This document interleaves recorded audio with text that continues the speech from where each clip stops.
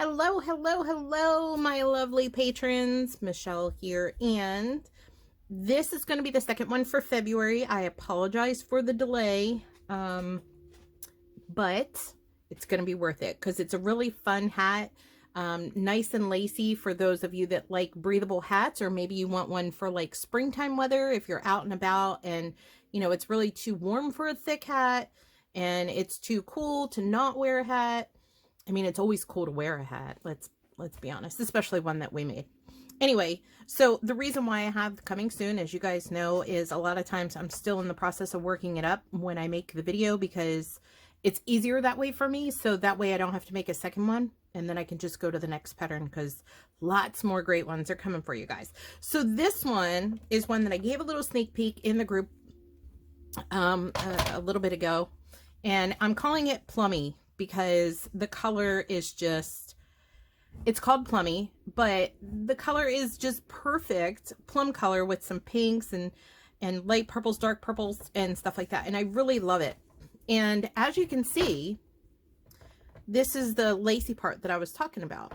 Now, what I was originally going for, and it just wasn't coming together the way I had pictured it, was more of like a fan feather type of hat, which I'm not giving up on that. I still have work that I need to do to tweak that so it looks a little better, but I really like how this one came out and the lacy effect of it. All right, so I hope you guys enjoy this. Now, it's pretty easy. If you guys have ever done any of my patterns before, I'm sure all of you have, and anything that involves like a lace effect, you guys are very familiar with my hack on how to work that so your tension isn't super tight or anything like that. And we're going to do that here. So basically, I highlighted here on the pattern, it says, please watch this video to understand this row completely, which is going to be row 3. And of course, I always provide you guys a chart when I have any kind of lace, so that way it's easier to understand, so you have a visual while you're watching the video, while you're following along. And if you decide not to watch the video after you've watched it the first time, you have that chart to work with. So for this particular one, I am using my all-in-one because this is worked in multiples of 12 and an 80 peg, which is the largest loom, round loom for KB with, the 3/8 gauge isn't divisible by 20, but the 72 is, a 60 peg, 36, whatever's divisible by 12 will work. Okay. Now I wanted something a little bit bigger because of the brim that I did. Now with anything that I make, you guys know that you can customize it completely for yourselves.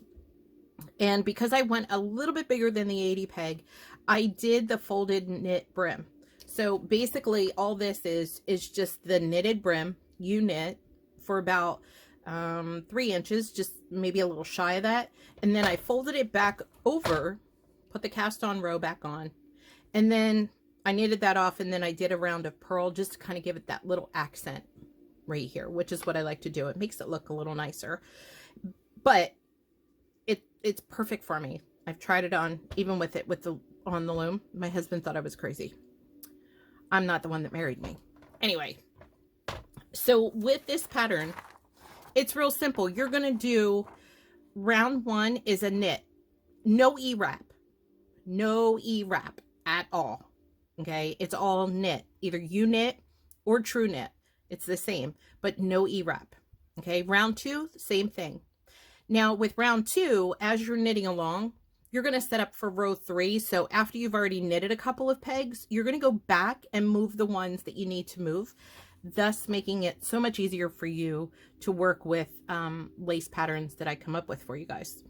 So I have in here peg by peg where everything needs to go. So if you've already watched the video, you'll understand if you're just working off the pattern. Row 3 is where we have to move things. Okay, so I'm going to explain that to you guys here. And then row 4 is just, again, a knit. So it's knit, knit, lace, knit. And then you're going to repeat rounds 1 through 4 until you get the desired length. Now, I'm pretty much at the length that I want with this, which is about an 8 to 8.5. So I'm going to show you guys what to do.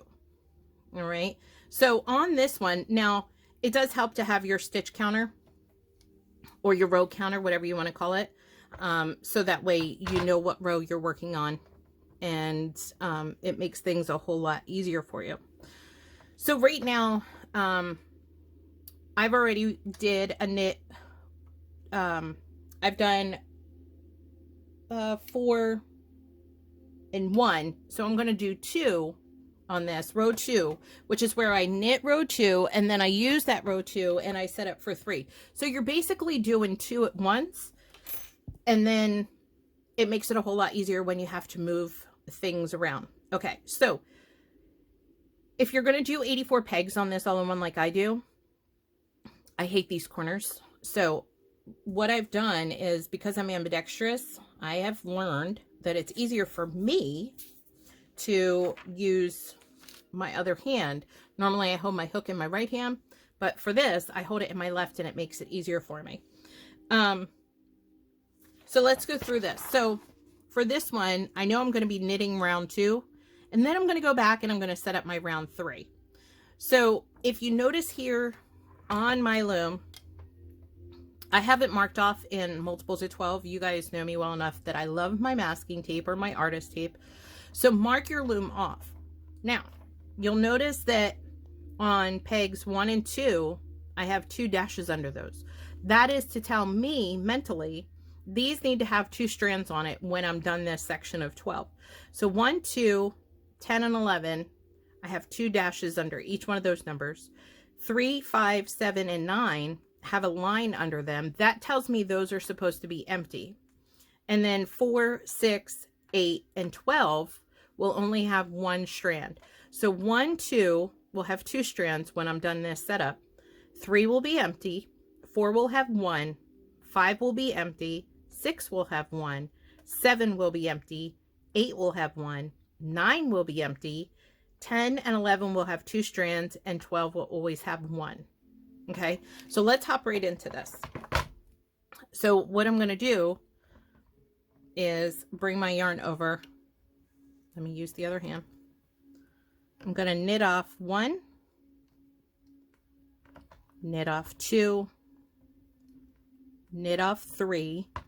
Now, in my instructions, it says that I will move peg 2 to peg 1, peg 3 to 2, 4 to 3, and 5 to 4. And then I'm going to go over again and move the new one that's on 3 over to 2, giving me 2 strands on 1 and 2. So I've already knitted 1, 2, and 3. So what I'm going to do now is just come here to 2. I'm going to pull this yarn. Just give yourself a little of that working yarn. Move 2 to 1, and that's giving me 2 strands there. 2 at this moment is empty. So now I'm going to knit 4.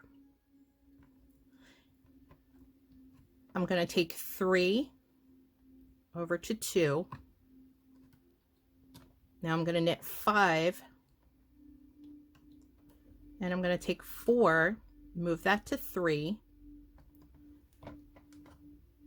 and then I'm going to come around. I got to turn this a little bit, and I'm going to knit off 6, then come back over to 5, and I'm going to move 5 to 4, and now I have this one on 3 that I need to move to 2. Pick up 3, move it to 2, and you can see it does it very easy. There's no tight tension or anything like that. So now you can see I have 2 strands on 1, 2 strands on 2, 3 is empty, I have 1 strand on 4, 5 is empty, and 1 strand on 6. So now we're going to work the other half of that up to 12. So I'm going to knit 7, knit 8, but what I'm going to do here is I'm going to go back and I'm going to grab a little bit of that working yarn, because you're going to need it, and this is going to show you why, and I pull it out here on 7. Give yourself enough, not too much, but give yourself enough, because you're going to need it. Now go to 9, knit 9, 10, and I know you're thinking, oh my god, 7 went all the way back in, but it didn't. Okay, and then 11. Don't worry about 12 yet. So with 11, I'm going to tug just a little bit. I'm going to take 10, move that over to 11. Now 10 is empty. I'm going to take 9, move that over to 10. I'm going to take 8 to 9, 7 to 8. Then I'm going to go over here to 9. I'm going to take this new one off of 9 and put that to 10. So now I still have 1 on 6, which I'm supposed to. Nothing is on 7. 1 strand on 8. Nothing on 9. 2 strands on 10. 2 strands on 11. And then 12 will always just be a knit. That's where you get like a little bit of a break between it. All right. So that's how simple it is. So I'm going to do it again over here on this next section of 12. So I'm going to knit 1, 2, 3. Then I'm going to go to 2, pull a little bit, drop that over here to 1. Then I'm going to go 4, knit 4, take 3, move that over here to 2, knit 5, move that over here to 3, knit 6, and move 5 to 4. And now I'm going to take 3 because there's a line under that which tells me that should be empty. Take that new yarn off of 3 and slide it over to 2. Now 6 I already knitted, so I'm going to go to 7, 8. Give yourself some working yarn, slack that out, pull it over here, then leave that, go to 9, knit 10, knit 11, and then you're going to go back, grab 10, bring 10 over to 11. That's giving me 2 strands here on 11. 9 to 10, 8 to 9, 7 to 8. Then I'm going to come to 9 and move that new one over to 10 and then knit 12. And that's how simple it is. All right. So even though, like you guys know, I'm a broken record when it comes to this, even though my patterns look complicated, as long as you follow my little hack, they're super easy. All right. So I'm going to do one more for you guys. I'm going to knit 1, knit 2, knit 3, and then I'm going to start carrying over. Grab 2, move that to 1, giving me 2 on peg 1. Knit 4, move 3 to 2, knit 5, move 4 to 3, knit 6, move 5 to 4. Then I'm going to grab this new one off of 3 and I'm going to move that to 2, knit 7, knit 8, give yourself a nice amount of working yarn, pull it through 7, then you're going to knit 9, 10, 11, and again, watch your tension. It doesn't have to be super tight. Okay. Now I'm going to grab 10, move that to 11. I'm going to grab 9, move that to 10, 8 to 9, 7 to 8. Now I'm going to grab 9 on the new one and move that to 10. So there we go. Again, with 1, we have 2 strands. 2, we have 2 strands. 3, empty. 4, we have 1. 5 is empty. 6, we have 1. 7 is empty. 8 has 1. 9 is empty. 10 has 2. And 11 has 2. And then you just knit 12. All right. That is as simple as it gets. And like I said, you're actually doing 2 rows at once with this because you're knitting them off first.